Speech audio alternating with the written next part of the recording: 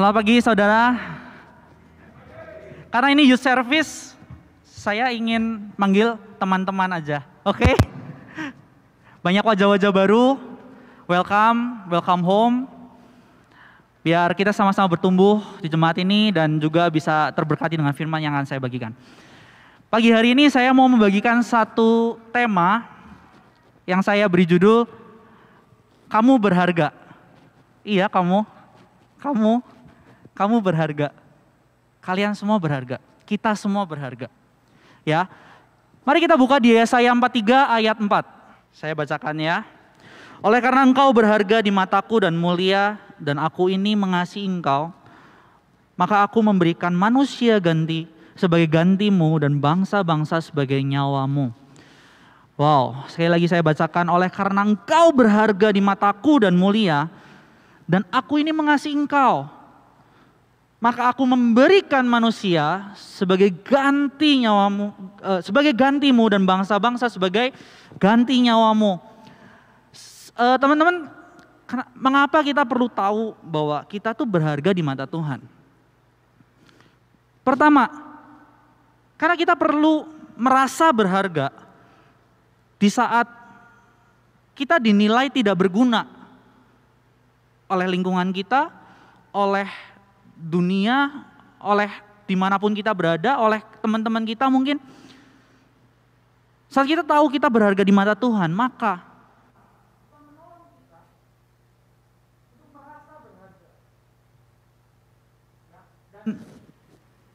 saat kita bisa merasa berharga, maka kita akan merasa aman. Oke? Itu yang pertama. Yang kedua, saat kita merasa berharga atau kita dipandang berharga oleh Tuhan, maka kita akan berhati-hati menjalani hari kita. Kita akan take our life carefully. Ya. Saudara tahu ini apa? Ini coklat. Bukan. Ini contohnya kira-kira emas, karena kan kayak emas ya. Ya, anggap aja ini emas. Kalau saudara tahu hidup Anda seperti emas, maka teman-teman nggak akan taruh emas ini sembarangan tempat. Maka teman-teman nggak akan dengan sengaja, dengan kesadaran penuh masukin ini ke WC terus di flush gitu. Bener nggak sih? Daripada masukin WC mending kasih ke saya, ya kan? Nah, ini seperti hidup kita gitu. Saat kita tahu kita berharga, saat kita benar-benar tahu hidup kita itu berharga, maka kita nggak akan sembarangan naruh hidup kita, maka kita nggak akan sembarangan handle hidup kita, karena kita tahu kita berharga. Get the point ya? Nah, dua hal ini teman-teman, mengapa kita perlu tahu bahwa kita berharga di mata Tuhan. Terus, bagaimana sih caranya supaya kita itu bisa benar-benar mengetahui kita tuh berharga di mata Tuhan? Karena aspek kehidupan kita itu kan luas, betul gak sih? Ada yang di marketplace, ada yang kerja, ada yang masih sekolah, kuliah. Aspek kehidupan tuh luas sekali. Di keluarga, di lingkungan teman-teman itu terlalu luas gitu. Nah, poin yang pertama, bagaimana cara kita untuk tetap merasa berharga dan tahu bahwa kita berharga di mata Tuhan? Yang pertama, kita tuh perlu baca firman Tuhan. Saat kita nih sedang struggle, misal self esteem kita itu lagi terganggu gitu, ya carilah firman yang bisa mengcounter itu gitu, yang bisa membangkitkan iman kita, membangkit kepercayaan kita bahwa kita tuh indah di mata Tuhan, identitas kita itu sebagai anak di mata Tuhan, Tuhan itu sebagai Bapa kita yang mulia. Seperti itu teman-teman contohnya. Nah, saat kita misalkan lagi penuh dengan kegagalan, penuh dengan ketidaksempurnaan, maka misal kayak kita buka bahwa kuasa Tuhan akan menjadi sempurna dalam kelemahan kita gitu. Bahkan Paulus ngomong dia lebih suka bermegah dalam kelemahan gitu, karena dalam kelemahannya kuasa Tuhan itu jadi sempurna. Nah, contoh-contoh seperti itu teman-teman. Saat kita baca firman Tuhan, kita cari satu firman yang menguatkan struggle kita gitu. Itu bagaimana cara kita bisa terus merasa berharga dan mengetahui betul-betul bahwa kita itu berharga di mata Tuhan. Yang pertama, baca firman Tuhan. Yang kedua, punya komunitas. Kita di sini ada home cell. Saya nggak ngomong soal jumlah, bukan kuantitas tapi kualitas. Saat kita punya home cell yang banyaknya 10 orang, tapi kita nggak ada deket satupun, that's useless. Yang lebih baik adalah kita punya hanya misal home cell kecil, teman makan bareng mungkin. Ya, kalau dulu pas saya kuliah makan itu dulu, Valencia, makan Indomie. Kalau Julius makannya 2 jumbo. Jadi teman makan misal, makannya bareng terus berempat, bertiga, berempat. Kita bisa cerita apa aja di situ, membangun satu kualitas pertemanan, persahabatan yang saat kita tuh lagi nggak merasa kita merasa under value nih. Kita lagi merasa banyak kegagalan, kita lagi ngerasa kok kayaknya aku gini-gini aja gitu. Nah teman-teman ini nih yang berkualitas yang akan membangkitkan kita atau merimain kita bahwa kita tuh berharga gitu. Ya, kalau misalkan home cell-nya besar, it's okay, tapi cari 1-2 orang yang bisa dekat sama kita, terbuka, kita bisa terbuka sama mereka, itu akan sangat-sangat melegakan, saudara. Hidup kita itu enggak selamanya di situ terus, enak terus, akan ada momen di mana kita itu mungkin lagi struggle gitu. Nah, di saat seperti itulah teman-teman di lingkungan kita itu akan membantu kita, akan encourage kita gitu. Ya. Jadi poin yang kedua, punya komunitas. Saya encourage kita semua, teman-teman semua untuk cari komunitas.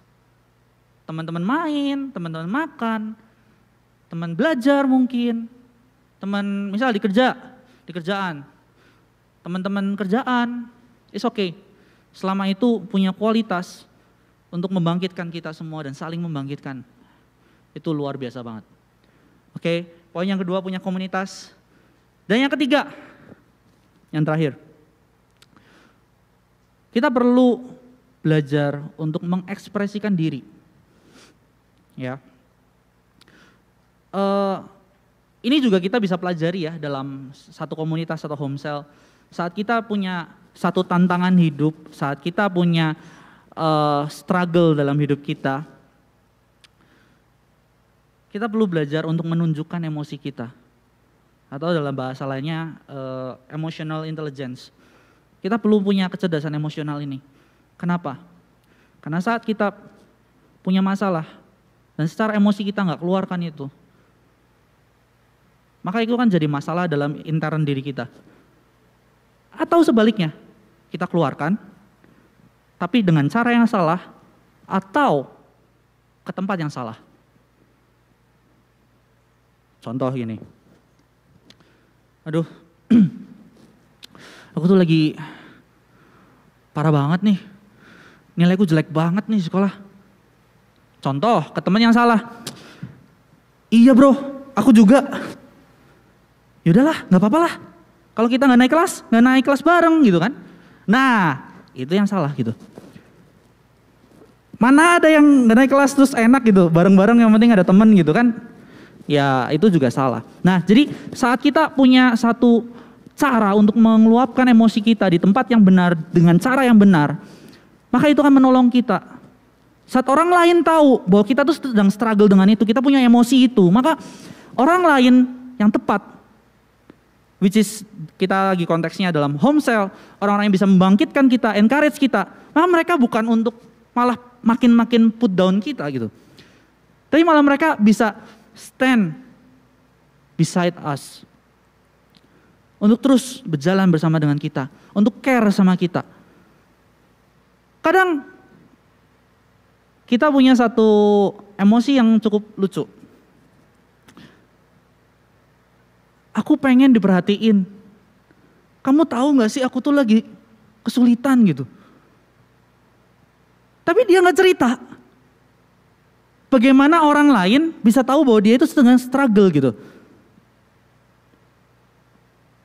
Suami istri aja nggak bisa begitu. Masa pakai telepati terus kayak kirim pikiran kayak Wanda gitu. Pada tahu Wanda kan? Atau enggak? Nah, jadi perlu ya kita bisa mengekspresikan diri. Kita perlu bisa menunjukkan bahwa kita tuh sedang nggak oke gitu. Kita tuh sedang oke. Kita sedang mengalami tantangan ini kepada orang yang tepat, dengan cara yang tepat, di lingkungan yang tepat. Maka ini akan jadi solusi yang baik sekali saat kita merasa nggak berharga. Karena saat kita nggak bisa mengekspresikan diri, kadang itu hanya tipuan pikiran kita gitu. Ya, terus kalau misalnya ada yang nanya, kok cuman kan aku itu anti sosial club ya. Aku kalau ketemu orang 3-4 orang, sekujur tubuhku itu lemah dan tidak punya kekuatan gitu. Kayak mau pingsan. Ada nggak orang kayak gini? Ada loh. That's the fact. Itu benar-benar ada di dunia kita. Ada satu cara, pernah waktu itu jalan-jalan di Gramedia ya kan. Ada satu buku, bukunya warna hitam terus gambarnya itu nggak jelas itu, begitu dibuka itu sebenarnya isinya ya nggak jelas juga. Isinya apa? Suruh coret-coret, coret ini, coret itu. Nah, saya mau translate ke bahasa yang lebih bisa dipakai ya. Buat teman-teman yang anti social club atau buat teman-teman yang kesulitan dalam hal sosial, bikin diary atau memo atau beli di Gramedia kalau mau ngelarisin Gramedia boleh. It's gonna be useful for you. Luapkan emosi kamu, luapkan ekspresi kamu di buku itu. Kalau kamu suka storytelling, kamu bisa tulis day 1 atau hari Senin tanggal berapa-berapa. Aku tuh galau ya gitu. Si dia kok nggak dapetin kode aku sih gitu. Bisa. Yang penting saudara, kita perlu belajar untuk mengekspresikan diri, kita meluapkan emosi dimanapun itu berada dengan cara apapun yang tepat. Kalau memang saudara kesulitan dalam hal sosial, tulis diary.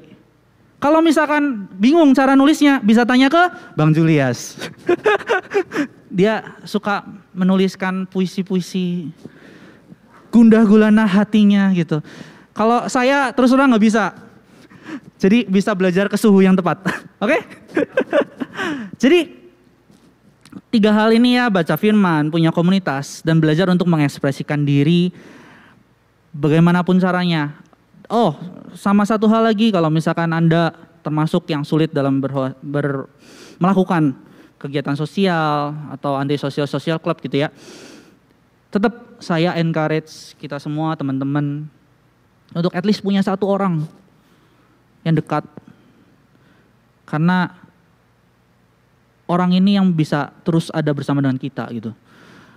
Ya, kalau misalkan teman-teman kesulitan mencari, bisa kontak saya. Saya akan willingly to help gitu.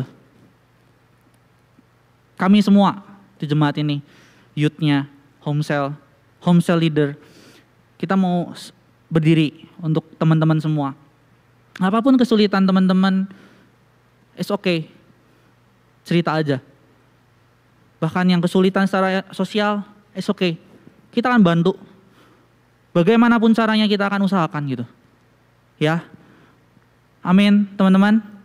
Nah, saya akan tutup khotbah ini dengan mau minta bantuan 2 orang teman-teman yang ada di depan saya. Ada yang bersedia? Kalau enggak, karunia menunjuknya jalan loh. Ayo dong, 2 orang aja. Ada yang mau? Cowok, cewek, is okay. Ayo dong. Yaudah, kalau gitu minta tolong ya. Bukan karunia menunjuk, dengan hormat. Daniel boleh bantuin nggak? Daniel ke depan. Sama satu lagi, ayo dong. Masa nggak ada yang mau bantu sih? Sama siapa deh?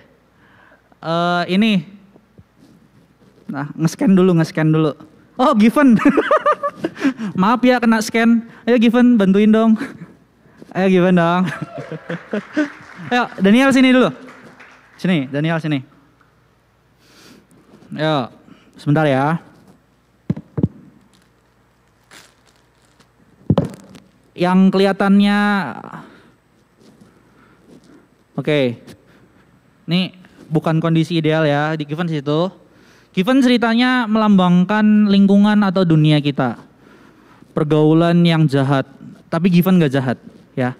Ini hanya contoh ya. Daniel ini melambangkan apa? Orang yang apa? Mengenal Tuhan, terus apa ya? Punya misal pelayan Tuhan juga, atau orang yang udah dalam Kristen lah misal.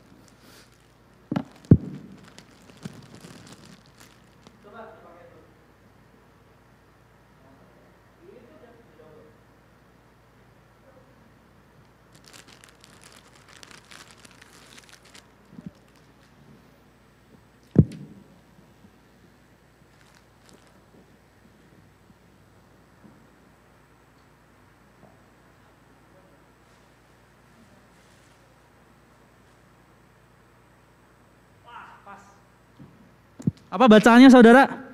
Not for sale. I am too precious. Sombong banget kesannya ya. Oh disuruh ke depan lagi. Yuk Given juga ke depan lagi. Segini bang, cukup bang. Oke. Not for sale. Jual mahal bro. Gak apa-apa. Memang kamu sangat berharga kok. Oke, sekarang Given tolong bantuin ini. Pegang ya.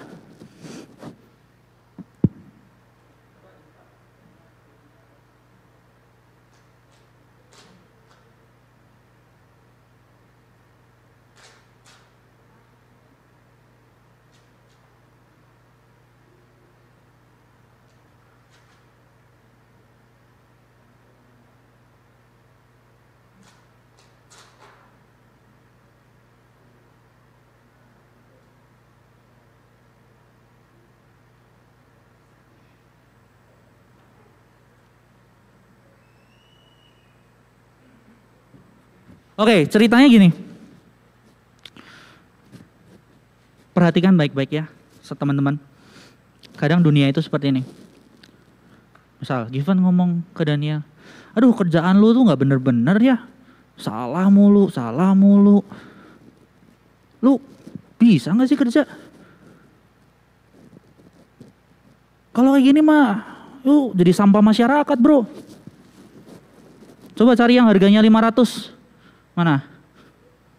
Itu 100, 200, 500 nih, 500. Nah, ini taruh aja di sini nggak apa-apa. Nah, dah taruh. Nih 500.000 on sale. Ya. Nah, dunia put down kita. Yang tadinya kita berharga ya, not for sale. Terus dunia itu karena nge-put down kita, karena kita melakukan kesalahan, terus kita dijelek-jelekin, dicap sebagai sampah masyarakat. Nah dunia itu melakukan gini, yuk tempelin ke sini, dijual dia, yuk tempel atasnya, nah tekan, Given tekan, Given tekan. Nah jadi sekarang udah nggak not for sale, sekarang on sale. Ada yang mau? 500.000 loh. Oh belum, nunggu gratis katanya. Oke, next. Gak apa-apa, tempel dulu. Tempel. Given coba cari yang 250.000. Pokoknya sampai gratis katanya Given.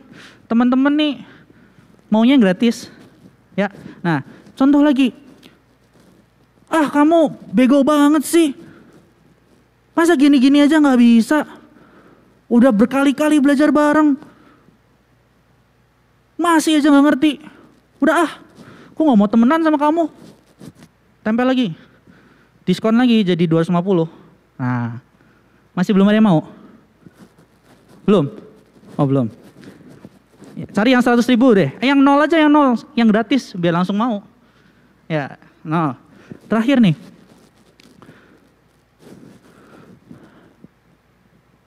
Kamu tuh suami yang gak berguna.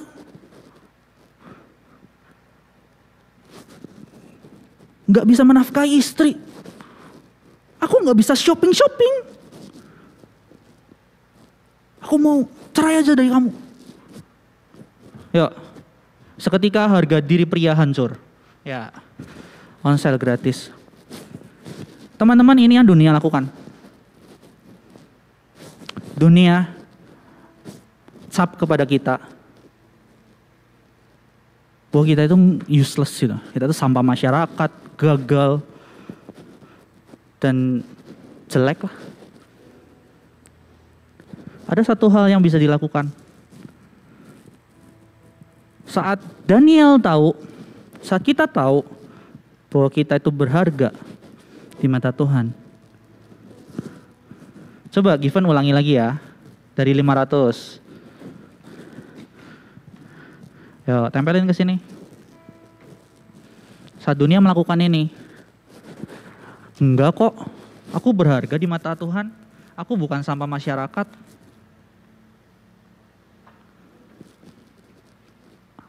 Aku bisa kok. Aku berharga di mata Tuhan. Tempel lagi. Nah. Buang lagi. Saat kita tahu nilai kita itu berapa. Saat orang lain memaksa kita untuk mendiskon hidup kita, bahkan undervalue hidup kita, maka kita akan dengan tegas mencopot label itu. But I'm not for sale, I'm too precious. Dan ada satu hal lagi yang penting sekali dan sering kali kita lakukan. Daniel pegang. Sometimes kita berpikir bahwa diri kita memang gak berharga. Diri kita terlalu banyak kelemahan, diri kita terlalu banyak celah, sehingga dengan willingly kita menempelkan ini ke diri kita sendiri. That's the worst part.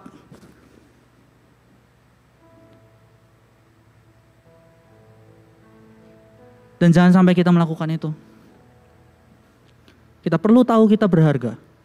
Kita perlu merasa kita berharga.